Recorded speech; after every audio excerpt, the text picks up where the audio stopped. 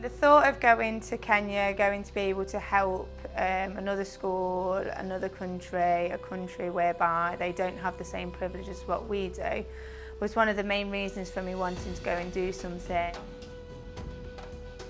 I've always enjoyed experiencing different cultures and new experiences, and I think that was the one thing that compelled me to go, really. The opportunity to actually immerse yourself very closely in a culture that's completely different from our own, and also to be able to help with the education of children in communities where they have very little. Each year, each trip has a different focus on what the intended outcome is.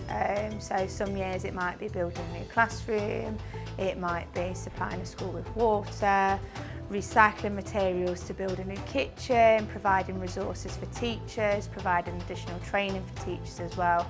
And every single year it's about the children, and it's about making provisions available for the children, improving structurally, and also providing them with additional things whereby they might not have them had we not been able to attend. While I was there this time, we assisted with the building of 2 new classrooms. Previously they'd got the classrooms were all made out of timber and corrugated iron, so we've actually helped with the building of brick-built classrooms, which obviously much better insulated from the heat and noise and all the rest of it, so we were able to do that. But also the chance to engage with the children in the classrooms. I'm quite comfortable going into the classroom. I do a bit of singing with them and music as well. I took a little half-sized guitar with me, so that was something we enjoyed doing, and also engaging with the children when they're not in classroom as well at playtime, just playing games with them and just being around with them.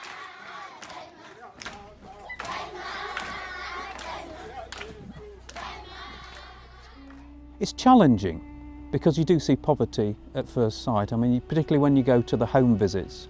We get the opportunity to go in some of the children's homes and recognise that they live in one room. That's their living room, kitchen, sleeping area.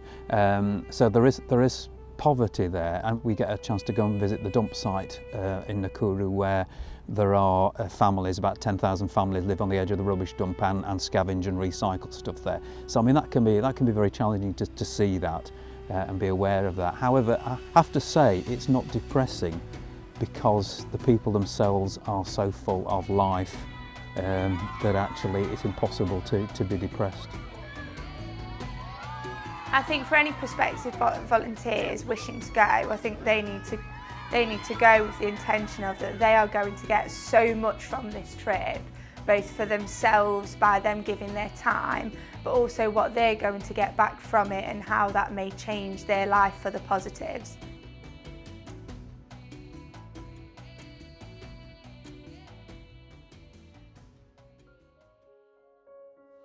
The main skill, I think, would be the willingness to actually throw yourself into whatever is there and engage with the people, particularly with the children. If you can do that, then I don't think there's any issues. If you have got skills like building skills or practical skills or obviously teaching skills, that is obviously a benefit.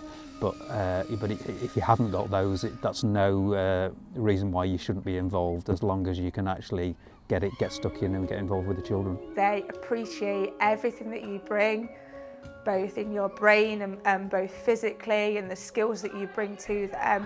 They are so appreciative because they want help to be better, to provide better things as well for their pupils. They are just so inspiring.